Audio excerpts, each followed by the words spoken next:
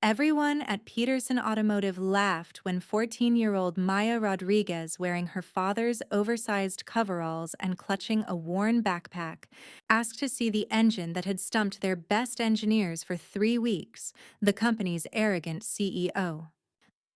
Richard Peterson spotted the mechanic's daughter standing near the $20 million prototype and decided to make her his afternoon entertainment.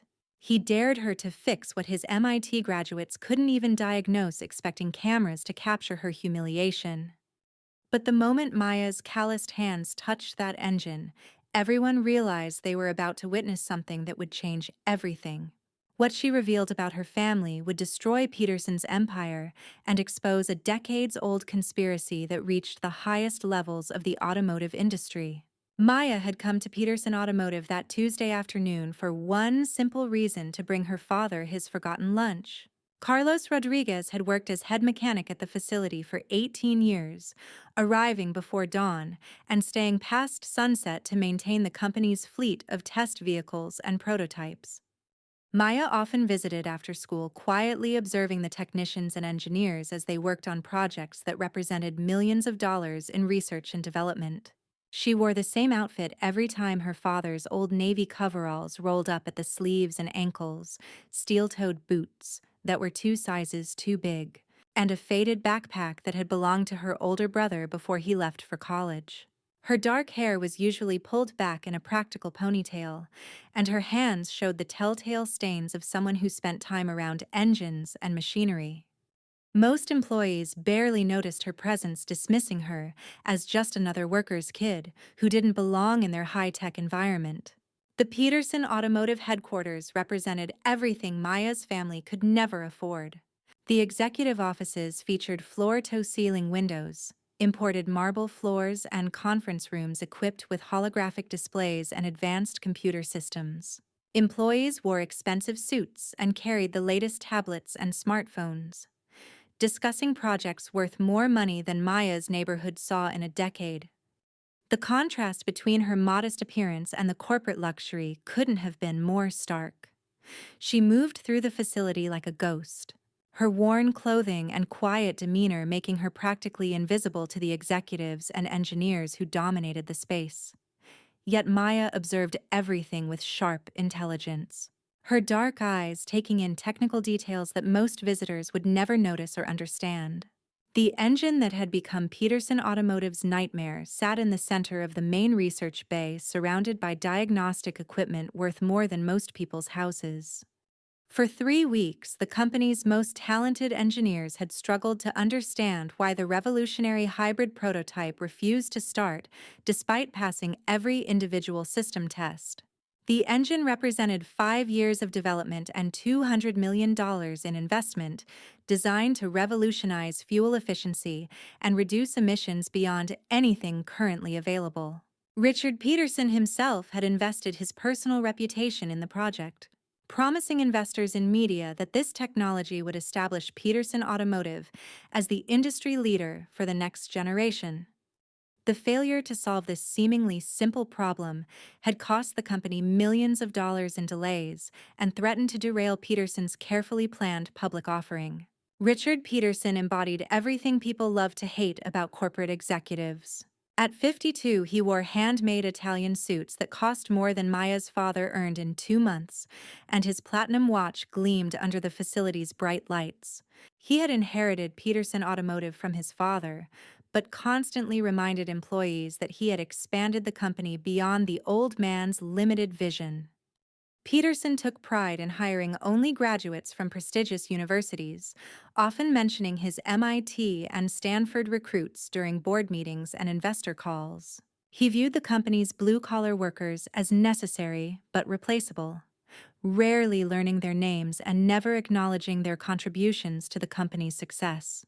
His office walls displayed photographs of himself with politicians, celebrities, and other executives, along with awards that highlighted his business achievements rather than any technical expertise. That afternoon, Peterson was conducting an impromptu tour for potential investors, men and women whose financial backing could secure the company's future expansion plans. He had planned to show them the revolutionary engine in operation, demonstrating the technology that would justify their significant investments. Instead, he found himself explaining why his expensive team of experts couldn't solve what should have been a routine technical problem. The investors listened politely, but Peterson could see their confidence wavering with each passing minute. He needed a dramatic gesture to restore their faith in his leadership and technical capabilities. When he spotted Maya standing near the engine bay quietly studying the diagnostic displays with obvious interest, inspiration struck him with cruel clarity. "Well, well, what do we have here?" Peterson announced loudly, his voice carrying across the research bay and drawing attention from engineers, technicians, and investors alike. "Looks like Carlos forgot to pick up his daughter again."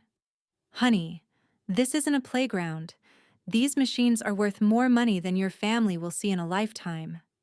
The investors chuckled nervously, unsure whether Peterson's comment was meant to be funny or simply dismissive. Maya turned slowly, her dark eyes meeting Peterson's gaze, without flinching or showing embarrassment. She held her ground despite being surrounded by adults who clearly viewed her as an unwelcome intrusion in their professional environment. "Actually, sir, I brought my dad his lunch," Maya replied. "Key." Her voice steady despite the attention focused on her. "But I couldn't help noticing your engine problem." The diagnostic readings suggest a synchronization issue that wouldn't show up in individual system tests. Her words hung in the air for a moment, surprising everyone who had assumed she was just another distracted teenager. Peterson's expression shifted from amusement to irritation as he realized this child had been studying his company's most confidential technical data.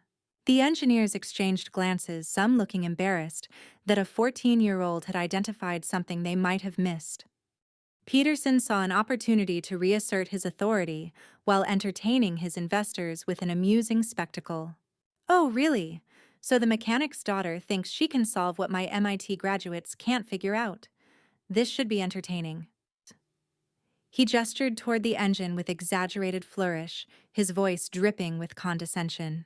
"Tell you what, little girl, if you're so smart, why don't you show us how it's done? I'll give you exactly 30 minutes to fix what my team couldn't solve in 3 weeks. When you fail, maybe you'll learn some respect for your betters." The investors shifted uncomfortably, recognizing the cruelty in Peterson's challenge, but unwilling to intervene in his domain. Maya looked around the research bay, taking in the faces of engineers who had struggled with this problem for weeks, technicians who knew her father's reputation, and investors who expected to witness her humiliation. Several employees had pulled out phones to record what they assumed would be an embarrassing moment for the presumptuous teenager. Maya's father appeared at the edge of the crowd, his face showing concern and anger at Peterson's treatment of his daughter.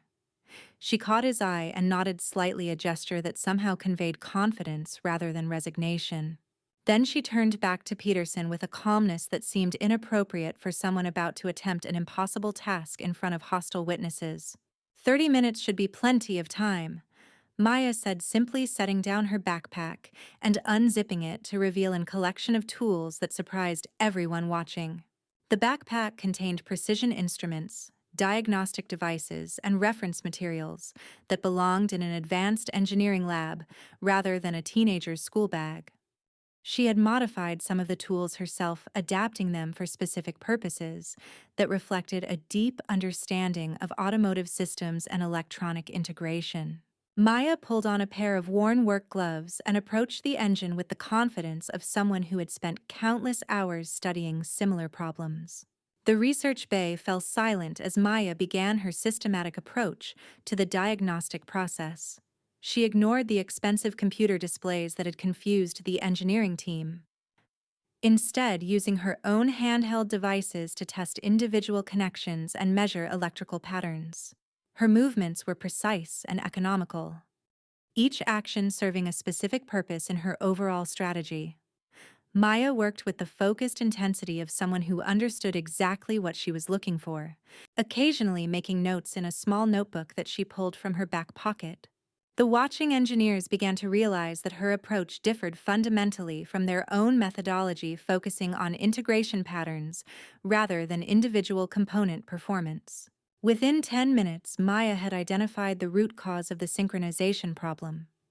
A software conflict between the engine management system and the hybrid battery controller that only manifested when both systems attempted to initialize simultaneously.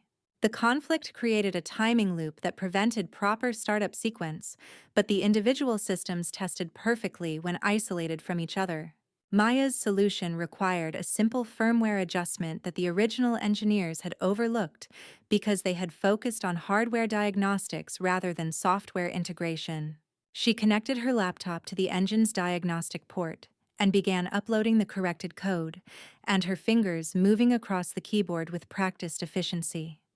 The engine came to life with a smooth, quiet hum that filled the research bay with the sound of success. Maya stepped back as the diagnostic displays showed green lights across all systems, confirming that the hybrid prototype was finally operating within designed parameters. The silence that followed was deafening, broken only by the gentle sound of the perfectly functioning engine. Engineers stared at their diagnostic screens in disbelief, unable to comprehend how a 14-year-old had solved in minutes what had stumped them for weeks. Peterson's face cycled through expressions of shock, anger, and desperate confusion as he tried to process what had just happened in front of his investors. "That's impossible." Peterson sputtered, his carefully maintained composure cracking under the pressure of public humiliation. She must have had inside information. Someone must have told her the solution beforehand. There's no way a kid could figure out what my engineers couldn't solve. But even as he spoke, Peterson knew his explanation sounded desperate and implausible. Maya had worked systematically and confidently, demonstrating technical knowledge that couldn't be faked or memorized. The investors watched his meltdown with growing concern, recognizing that their potential business partner was struggling to maintain professional credibility. The solution was fairly straightforward once you understood the integration architecture. Maya explained patiently, her voice remaining calm despite Peterson's accusations. The original programmers used different timing protocols for the engine management and battery systems. When both systems tried to initialize simultaneously, they created a recursive loop that prevented startup completion. "I just synchronized the timing sequences so they could work together properly." Her explanation was clear, technically accurate, and delivered with the confidence of someone who thoroughly understood the underlying principles. One of Peterson's senior engineers, a man named David Kim, who had led the diagnostic effort for 3 weeks, stepped forward with obvious curiosity. "Where did you learn about hybrid integration architecture?" "That's graduate-level automotive engineering. And most university programs don't cover the specific protocols we use in our proprietary systems." His question wasn't accusatory like Peterson's had been, but genuinely interested in understanding how Maya had acquired such specialized knowledge.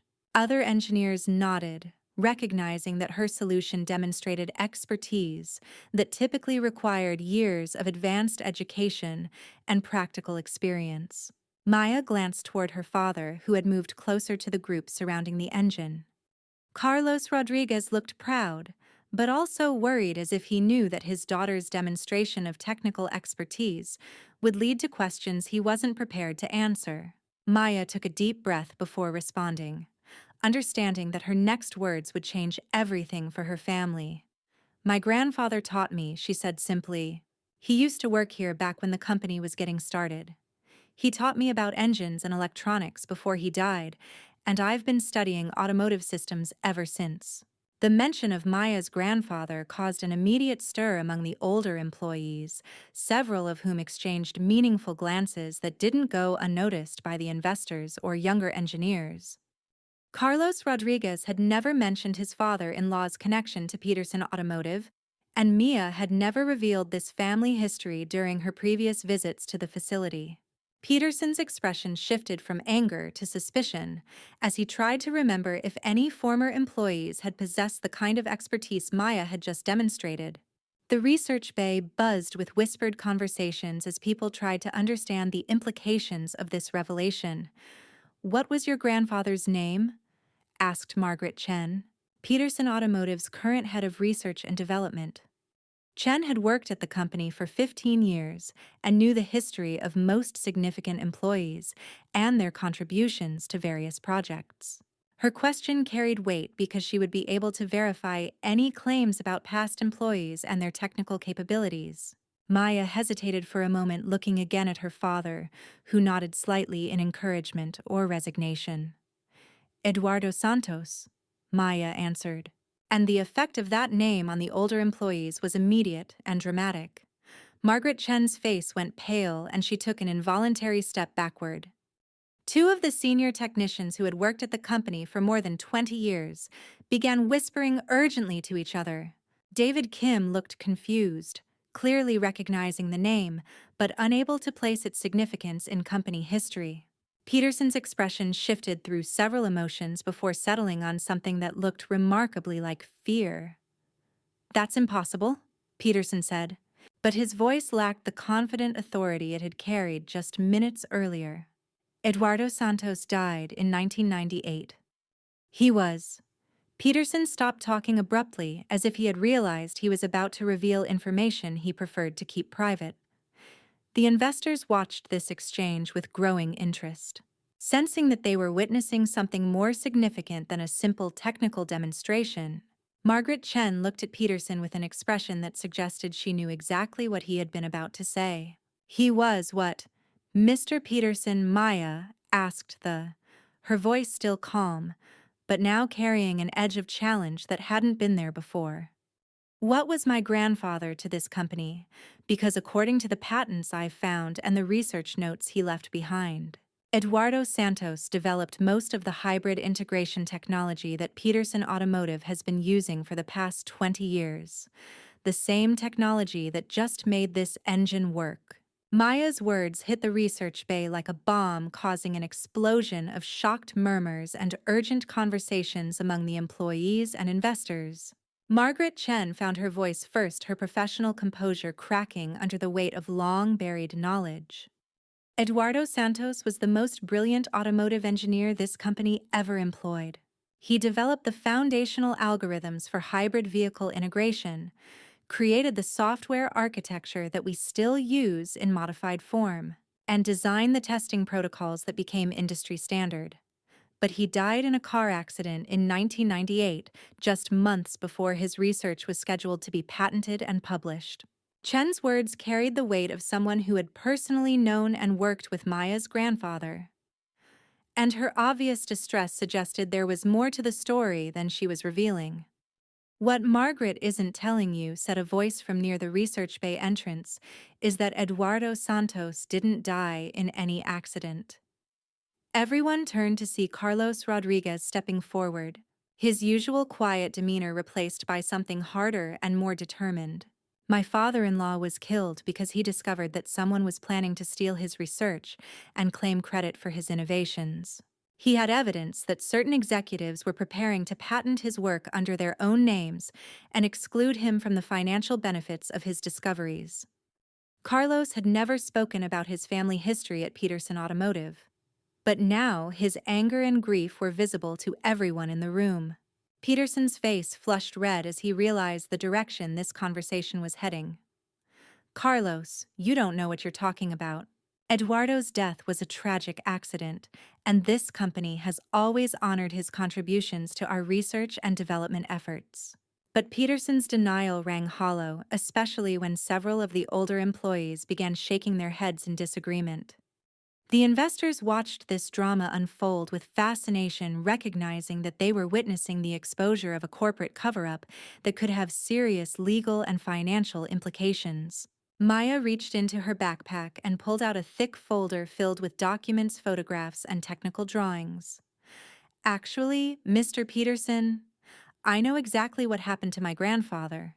He kept detailed records of his work, including copies of all his research notes, correspondence with company executives, and evidence of the patent applications that were filed after his death." Maya opened the folder and began distributing copies of documents to the engineer's investors and her father. "These patents filed 6 months after my grandfather's death contain his exact algorithms, his specific technical innovations, and even his personal notes and comments." but his name appears nowhere on the official patent documents. The research bay erupted in chaos as people examined the documents Maya had provided. Engineers recognized algorithms they had been using for years, seeing them now identified as Eduardo Santos's original work, rather than company-developed innovations. Margaret Chen stared at research notes written in Eduardo's distinctive handwriting. Notes that she remembered seeing during her early years at the company. The investors huddled together rapidly, calculating the potential legal and financial implications of what appeared to be systematic intellectual property theft spanning more than 2 decades. David Kim held up one of the documents, his voice shaking with anger and disbelief. This is the hybrid synchronization protocol we've been using as the foundation for every major project since I started working here. I always wondered why the original documentation was so sparse and poorly organized. Now I understand why, because it wasn't originally developed by Peterson Automotive at all. Other engineers nodded in agreement, recognizing their own projects and innovations in Eduardo's original research notes. The scope of the intellectual property theft was becoming clear, and the implications were staggering. Peterson's attempts to regain control of the situation were becoming increasingly desperate. Even if Eduardo Santos did contribute to our early research, that work was done as a company employee. Peterson Automotive owned the rights to any innovations developed by our staff during their employment.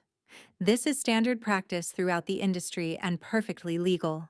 But Peterson's explanation failed to address the evidence that Eduardo had been excluded from patent applications and denied credit for his innovations. Moreover, Carlos Rodriguez was shaking his head, indicating that Peterson's version of events didn't match the historical record. My father-in-law wasn't a Peterson Automotive employee when he developed most of this technology, Gatalos revealed, his voice growing stronger as he continued his family's story. He was an independent consultant who had been hired to solve specific technical problems. His contract explicitly stated that he would retain ownership of any original innovations, with Peterson Automotive receiving licensing rights for commercial applications. But after he died, the company claimed ownership of his work and refused to honor the original agreement. Carlos pulled out additional documents from Mia's folder, showing employment contracts and correspondence that supported his claims about Eduardo's legal relationship with the company. The investors were now taking notes and making phone calls, clearly recognizing that they were witnessing the exposure of a major corporate scandal. One of them, a woman named Sarah Mitchell, who represented a large pension fund, addressed Peterson directly. "Richard, if these allegations are accurate, Peterson Automotive could face massive legal liability for patent infringement, intellectual property theft, and fraud. Our fund cannot invest in a company with this kind of legal exposure, especially when the claims appear to be supported by substantial documentation." Other investors nodded in agreement, understanding that the potential financial consequences could destroy the company's value and their investment returns. Peterson's world was collapsing around him, but he made one final attempt to discredit Maya and her family's claims.